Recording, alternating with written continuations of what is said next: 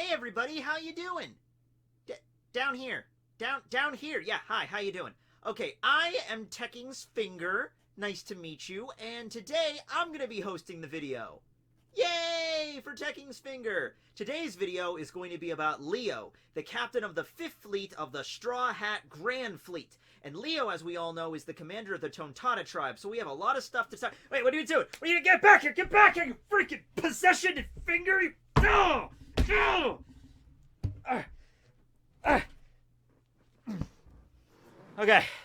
I don't know what the hell that was. Some strange spirit trying to possess my body and it managed to take over my finger. That was messed up, right? Okay. Well, anyway, we're just gonna ignore all of the physical effects that probably had on my body, you know, whatever. It's not a big deal. We've all had our hands possessed by some sort of demon at some point in our lives, right? Alright, well, anyway, yeah, let's talk about Leo, the captain of the Tontata squad. Okay, so look, Dressrosa is a really long arc, okay? It's currently the longest arc in One Piece. Wano might beat it, but for right now, it's the longest. It has 100 chapters, pretty much exactly, from chapters 700 to 800, and as you can imagine, there's a lot of fights included in that, alright? There's the Cordia Coliseum fights, then you had a few of the scuffles with the Doflamingo family, and then the birdcage happens, and the actual fights occur between the future members of the Grand Fleet and the Doflamingo family, and then you have the executives taking on the Straw Hats, then you have Luffy and Law fighting Doflamingo in trouble, and there's just a lot of stuff going on in Dressrosa, right? Then you got everything with Sabo thrown in there, so yeah, a lot of crazy fights going on, right? Out of all of those fights, I would say one of, if not the weakest, is probably the fight Leo got. The big finishing fight with Leo fighting against Jola. I mean, it really just, you compare it to all the other ones and it's just meh. Out of all of them, you know, Leo, he wasn't a gladiator, you know, he wasn't like, you know, the same deal with Cavendish and Bartolomeo and Hyrudian. We didn't get to meet him during the Colosseum. No, their job as the Tontata tribe was simply to get back Princess Mansherry, and he, you know, he succeeded in that. Maybe you thought he was going to get something a little bit more epic, a large-scale battle or anything. Like, whenever Zoro shows up and slices a giant mountain man in half, not like a mountain man like a beard that lives out in the mountains, no, a man that is literally a mountain. You know, once that happens, and once, you know, all the other crap's going on, like Bartolomeo, Barrier Ball, Hyrudians, Gungir, once you're doing all that stuff, you know, you cut over to Leo's battle with Jola, someone who had already been defeated previously in the arc by Brook, and is already battle damaged, and really the whole thing there was Jola was about to use Mansherry's tears to resuscitate all the members of the Doflamingo family, and then Leo and the Tontatas just kind of burst in, and he uses his stitch powers to stitch everybody together, and just kind of like pull the string, and then just, you know, pushes them all together, and they kind of just, you know, they bonk into each other, and they all collectively knock out, and then that's how the fight ends, and that's pretty much the most epic moment we got from Leo. But let's talk about him anyway, because, okay, so the Tontatas themselves are introduced in the arc of Dressrosa. Now, they were mentioned before. There was a group of, like, dwarves living in the world. This was actually mentioned by Noland way back during Jaya and Skypiea. We get a flashback of Noland telling a story about how he discovered an entire race of dwarves or gnomes, however you want to call the Tontatas. And, you know, everyone just thought, oh, well, Noland's a liar, so therefore it didn't really happen. But no, we discover them living on Greenbit, which is a tiny island to the northwest of Dressrosa that's uninhabited, and that's basically just a giant island filled with, like, huge trees and huge mushrooms and these giant plant life and everything like that, and giant fungi.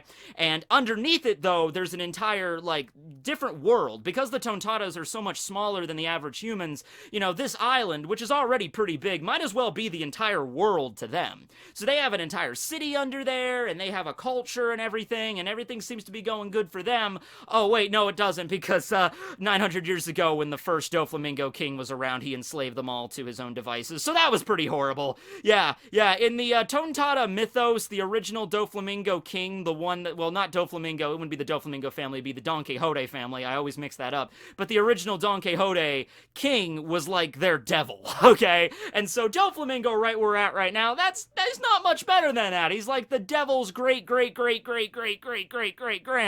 okay? So So, not a lot of stuff going great with the Tontattas, especially since Doflamingo is now putting them into service at his factory, basically as slaves, so they can cultivate the smiles, and he can ship them off over to Kaido's group at Wano, because the Tontattas have a very unique skill. They're able to cultivate pretty much any form of plant life, even the stuff that's really, really hard to grow and culture. They can do that. So the smiles are the perfect, test to their mettle, because the smiles are the artificial devil fruits, and you can't. I figure you couldn't just like take a devil fruit seed and just plant it, and then a tree pops out with all the smiles. I'm assuming it would take a little bit more, skill with that. And even the Tontattas screwed it up a few times. There were some smiles that were, they were failures. They were only like halfway there with the markings on the fruit, and then they faded away. They were failures, right? So even the Tontattas had a hard time, but they're the only ones that could do it. So you had a bunch of the Tontattas that were at work in the factory, and then you had a bunch living on Greenbit that wanted to rescue the ones in the factory, but they were basically just waiting until their grand hero arrived, in the form of Usolando! Oh, he starts off as a savior and he ends the arc as a god. That is truly a man right there. But no, because Usopp shows up and he's wearing a hat that is very similar to Nolan's, like, acorn hat, they just assumed, like, oh, you're the descendant of Nolan. And of course, Usopp is a liar as well. So honestly, later on in the story, because Nolan lived like 400 years ago, later on in the story, if you want to say, if Oda wants to drop the bombshell that Usopp really is Nolan's, like, great grandnephew twice removed or something, like, I could buy that, right? So Usopp, of course, because he wants to seem like the big, important guy in the land, he does say, oh yes, Nolan, yes, I am his descendant and I will help you here, right? Also, you have to figure Robin and Usopp were kind of taken captive by the Tontattas because they didn't know who they were yet. Leo used his Stitch powers to, like, hold Robin down in that famous Gulliver's Travels kind of scene. Basically like Gulliver's Travels, except with more boobs in the One Piece version, with the Tontattas climbing into Robin's dress and everything. And then you have the chief of the Tontattas, Gonsho, I believe his name was, that older dude that just took to just, chilling out in Robin's breasts the entire arc. He just, like, would pop out and give exposition, like, well, now that you mention it, let me tell you about the Doflamingo family. And Usopp's like, what are you doing in there? Having a good time, young man. It's very spacious in here, I must say. But yeah, so he's a lucky bastard. But aside from that, the Tontatta Corps, or the Tontatta, like, army, the battle-hardened warriors of the group, they are led by Leo. And Leo makes it his personal mission to go and not only liberate the Tontattas that are inside of the factory on Dressrosa, but also to save their princess. The Princess Mansherry, she's captive in the castle. We need to bring her back. And you know what? It took so long in this arc to find out what, like, Mansherry even looked like. I remembered it was such a mystery. There were even a few scenes where Oda, like, showed her, but only in, like, silhouette. And all we had to go off on was Leo's description of her. And she said, oh, well, the princess is very selfish, and she's very mean, and she talks weird to everybody, but she's still our princess, and we need to save her. So I'm like, oh, okay, what kind of person is this princess going to be? And then we finally see her, and first off, she's absolutely adorable, because she's, yeah, and, so every character in the series just looks at Mansherry like, oh my god, she's just so precious. But anyway, she's also a very nice princess. She's very kind to everybody. The only reason why Leo thought that is because, well, all the Tontattas are kind of gullible to an extent, which is kind of the reason how Doflamingo got them to work in the factory to begin with. So, yeah, they all have a level of gullibility there, and all it really took for Usopp to say is like, oh, yeah, I am the descendant of your national hero, and they just kind of all bought it immediately. Like, yeah, okay. Like, yeah, so yeah, a little bit of an issue there with the Tontattas and their gullibility, but Leo in particular has a bit of obliviousness to him as well, on top of the gullibility, because it's very clear from when we see the dynamic between Mansherry and Leo. Mansherry has a huge crush on Leo, and even mentions it many times, like, he's like a knight in shining armor, and Leo just, it won't penetrate his thick acorn head, and he just like, oh, the princess is so mean to me and stuff. It's like, no, you idiot, she's flirting with you. Like, and she's a little bit tsundere, if we're being honest with ourselves here. But then again, Leo does things like, he goes to rescue Mansherry. He does the whole thing like, patchwork, and then draws them together and defeats all of the members of the Doflamingo family, keep in mind.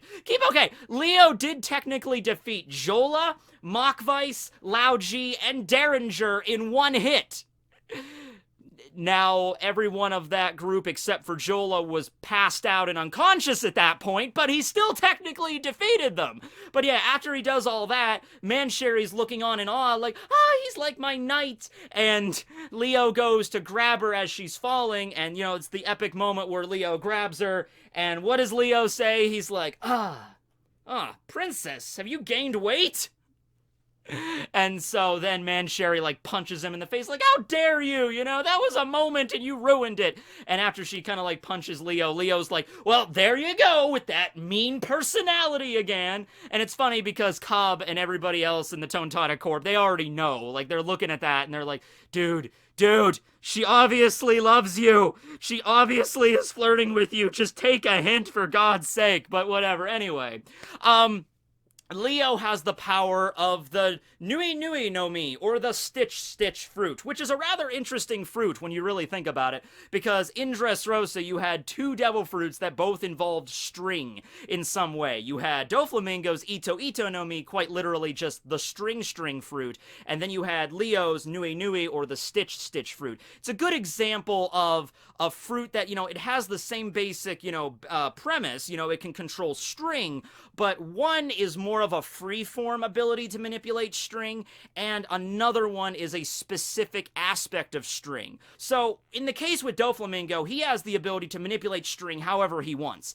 He can make string, he can, draw it very taut so it can slice through things. He can use overheat, which is a whip, so he basically just, summons a giant stretch of string, and then he can whip it back, and then with the friction, he just, this incredibly hot whip, athlete's thread and everything, and, pentochromatic strings. He can just make strings coming out of his arms and slice people down with that. He can make string clones. So a lot of really multifaceted things with his fruit. In Leo's case, he can't really do as much. The Stitch fruit is only focused on the act of stitching things to other things. Alright, and the benefit of that is whenever he does stitch something to something else, not only will it stay in place, but when he removes said stitches, there are no wounds afterwards, okay? So it's literally just the act of stitching that he has. Doflamingo could do that too. In fact, it's possible to even look at Doflamingo's Ito Ito no Mi as the upgraded version of Leo's Stitch fruit, but the thing is, whenever Doflamingo were to stitch somebody to a wall, they would have the injuries. They would have the strings sticking out. Like Doflamingo, even if he pulled out his strings, they'd still be bleeding all over the place. Leo's is a lot more useful in the sense that he can stitch objects to other objects so they don't move in the event of an earthquake or something, or, he could stitch himself to the ground so he doesn't get knocked off balance or anything, and he can remove the stitches, and they're perfectly fine. They did this with Robin. Robin was stitched to the ground, and she could not move until Leo removed said stitches, okay? So they're very durable in that sense, and also, because the Tontattas, they have advanced strength, too. They do have, a Tontata combat, kind of the same thing with the Merman and the Fishman Karate and the combats, all those techniques and stuff. O-Kama Kempo, New Kama Kempo. The Tontattas have a combat style, too, although we don't get to see it too often. All Tontattas have a really large, bushy tail, and they've incorporated that into their battle arts, so they're tail hammer smack, or tail gavel, and you might think, this tiny little Tontata that's this tall coming at you with a giant bushy tail, be like, oh, they're so adorable. Boom, boom, boom. No, they can mess you up with that Tontata combat, so you don't screw with them. Now, even despite with all this, they have extra power, and Leo has this devil fruit, which, by the way, Leo didn't actually know it was a devil fruit. One of those examples of, he just thought it was a form of magic, because the Tontattas are not really well acquainted with the devil fruits, I suppose. Or it could be just their gullible nature. I don't know. Maybe they could have eaten the fruit, but they just wouldn't connect the dots. Man, that was a weird tasting fruit. oh, now I have the ability to stitch things to other things all of a sudden. Oh well, guess it must be magic. Like Usopp could have showed up and said like, yes, that power comes from a magical unicorn living at the center of the sun. And the Tontattas would be like, really? There's a magical unicorn living in the center of the sun? That's awesome! So that's rather gullible, but okay. So, yeah. In combination with his Stitch fruit and with his Tontata combat and his superior strength and his mighty sewing needle, because he's tiny, so he doesn't really have a sword so much as he has just sewing needles he carries as a makeshift cutlass. Although they're more durable than the standard sewing needle. I'm assuming they're made out of something more than just this, which you can just bend. Well, I can't, but you could just bend these relatively easily in the One Piece world. But in, Leo's case, he can actually use them as a sword. Not very effectively, because at the end of the day it's just a sewing needle, but he could. And he also uses it in order to just, stitch his thread through someone else. I don't know if it's like the thread, he has to carry thread on him, but I think the Stitch fruit, I think it just provides the thread. Like, he takes out his sewing needle, and then, like, the thread will just magically manifest when he's stitching someone to the ground, or, like, an object to another object, so they can't, be separated, or they have to stay still, and because there's always earthquakes on green bit, so they have to make sure everything stays perfectly sound, and Leo's power is very much invaluable in that situation. But, hey, at the end of the arc, the Tontattas managed to be freed, and Mansherry was saved, and Doflamingo was eliminated. Oh, Leo's power also helped when recovering Law's arm. Because remember, Law straight up got his arm ripped off by Doflamingo. That was a pretty grisly scene, remember that? And Leo mentioned, oh, I can use my Stitch powers to help, recovery, but it only works when it's like a clean wound. So if it's a wound that's like your arm just gets just like sliced off by a sword or something, and the wound is, not too mangled, yeah, he can just pop that back on and use his Stitch powers and it'll begin to heal. If it's a little bit more of a mangled, messed up kind of wound, like let's say it was an explosion on your arm instead, and both halves of your arm are just like all like messed up and gooped, and like you can't really I could stitch it back together, but I don't know if it's gonna heal all that well. But it works in this situation because Doflamingo sliced off Law's arm using his string, so it was a relatively clean cut, and also Law is a doctor as well, so overall they managed to get everything fixed up, and Law has his arm back now. I don't know if Leo ever even removed his stitches, but, he could just leave the stitches in there forever, I guess. I mean, it's fine. They're magical stitches. I don't know if they would get infected. I'm guessing not. If you could just remove the stitches without any injury or any wound, I'm assuming we wouldn't have to worry about infections, so Law could just keep that on the rest of his life, and I guess he'd be fine. But, okay, so on top of that, though, at the end of the arc, they are allies of the crew, of course, and they become the 5th fleet of the Straw Hat Grand Fleets. Leo is in a kind of a unique thing here because all the other members have their own pirate crews.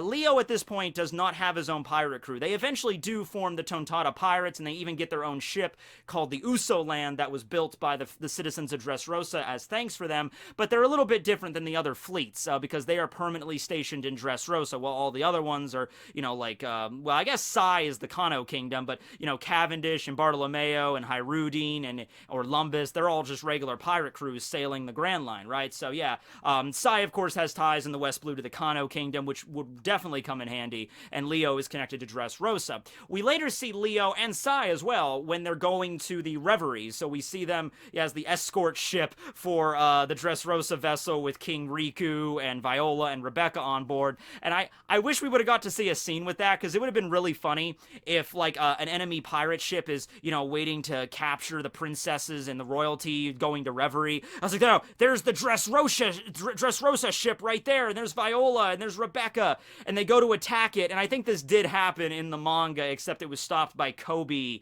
and Helmeppo that stopped the kidnapping attempt, but it would be even funnier if they go to attack it, and there's just this tiny little dinghy, which is the Tontata ship, the Uso Lando, and they're like, what's that tiny little dinghy doing there? I'm like, oh, who cares, whatever, and they attack, and then the Tontattas are just coming out of nowhere, like, wicked fast, like, boom, boom, boom, knocking out all the kidnappers before they even have a chance to realize what the hell just happened, and they all get passed out, and then the captain of the kidnapping gang's like, what happened? I don't even know what happened, and then Leo just kind of walks up on him, stitches him to the ground so he can't move, and he's like, you messed with the Tontata pirates, you son of a... And then he just goes like the epic finishing move, but it's a sewing needle, so it's just like, you son of a... How dare you try to kidnap our princess? Boop. ow, man, that kind of hurt. You stabbed me in the nose with a sewing needle. Yes, let the blood flowing on your face be a reminder. And it's just like a little tiny trickle of blood. He's like, well, I'll have to put a band-aid on that later. He's like, remember that. And then Leo sheaves his sewing needle and walks away. Yeah, he stitched him to the ground. It's good after that, right? So we see Leo and Sai at Reverie. They have a little bit of a back and forth because, hey, you're a member of the Grand Fleet? It's been a while. We're both members of the Grand Fleet. We can talk. But aside from that, the Tontattas, I don't think we really saw them do anything else in Reverie of any significance. Karu was kind of jealous of Leo. That was kind of a funny moment where Karu was kind of looking at Leo like, you think you're cuter than me? I'm a freaking giant duck. I'm adorable. You're not cuter than me. You know, so that was kind of a weird scene. But yeah, I would say out of all of them, there's probably the least amount of stuff to talk about is with Leo, because it's like, you know, at the end of the day, they're based in Dressrosa at Greenbit. They're not trying to become an active pirate crew. I mean, yeah, whenever the Straw Hats need the Grand Fleet, Leo, of course, and the rest of the Tontattas, like Cabo and everybody, they'll hop on the Uso Lando and they'll head out to sea to help out Luffy. But there's just more stuff to talk about regarding the other members of the fleet. So, yeah, I think I got a decent amount of stuff out of Leo's video, though. More stuff than I considered. I mean, yeah, they had some pretty funny moments throughout it. Not just Goncho hiding in Robin's boobs, but, you know, the Operation SOP and their relationship with the Thunder Soldier, who is Kyros and everything, and the plight of the Tontattas from the past and the Void Century that was hinted at, and their current plight today. Like, they're always, I think even Robin and Usopp, they had a line at one point in the arc where it's like, man, the Tontattas are, like, always getting manipulated by somebody, whether they know it or not. You know, it's like these people are so gullible, they keep falling for the same thing. And I think Robin and Usopp are looking at this like, oh my god, like, wow, okay, we need to help them out here, and maybe also give them like a help, you know, guide for like, here's how to get over gullibility, you know, gullibility for dummies, or something like that, right?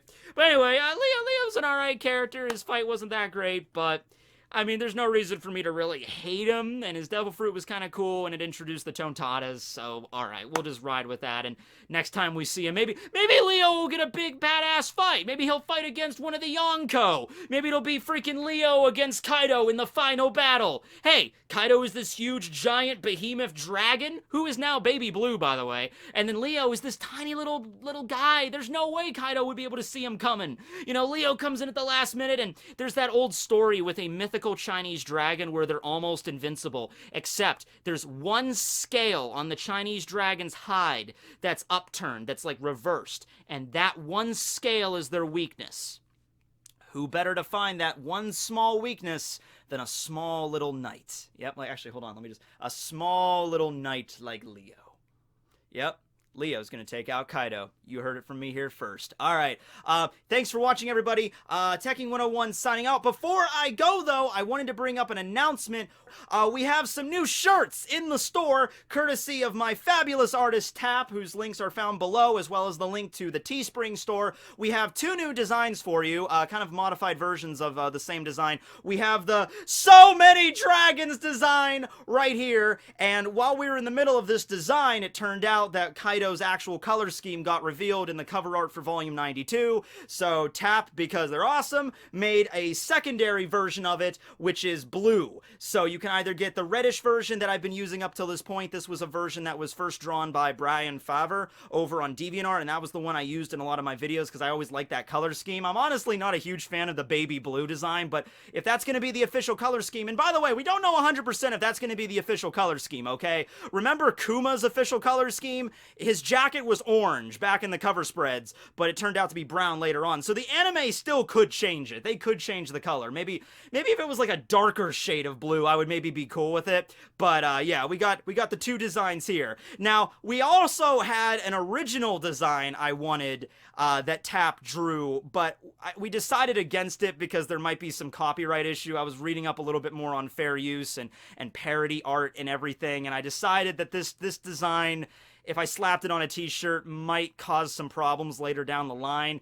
Maybe at some point, if I ever contact a lawyer and I can talk to them about fair use law and figure out what's okay and what isn't okay, or contacting the people that own the merchandising rights to One Piece to see if I can get their permission, however the hell that would work. I have no idea. Maybe this design will be on a shirt someday, but for right now, I'm going to use it in... I have ideas on what other stuff I'm going to use it for in my videos, because it is such a badass design. You're going to lose it when you see this, but check this out! This was the original design, bitches! That is cool, right? But yeah, I figured, like, well, I thought, like, originally, well, it's not actually Oda's art, it's Tap drawing it, and it's different, but I was looking into it, and it was like, that might not be okay if I put that on a t-shirt, but it looks really cool, right? And I have other ideas on how I'm gonna use it in the videos, so don't worry, I'll put it to good use. But, yes, thanks to Tap, and check out the links below for the Teespring store so you can check out the So Many Dragons design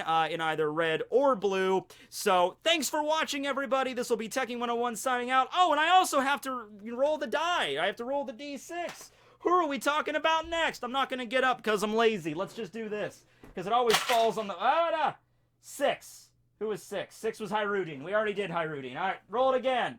Roll it again. 1, Cavendish. We already did Cavendish. Roll it again. 1, Cavendish. No! Why does Cavendish keep wanting to be talked about? 6 again. Dang it. We'll get to it eventually. Nope. Another Cavendish. Keep him rolling. 4. Okay, 4 is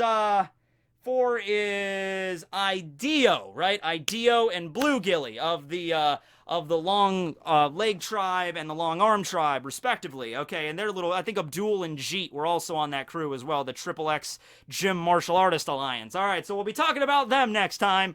Hope you enjoyed. Signing out. Pick up a t-shirt.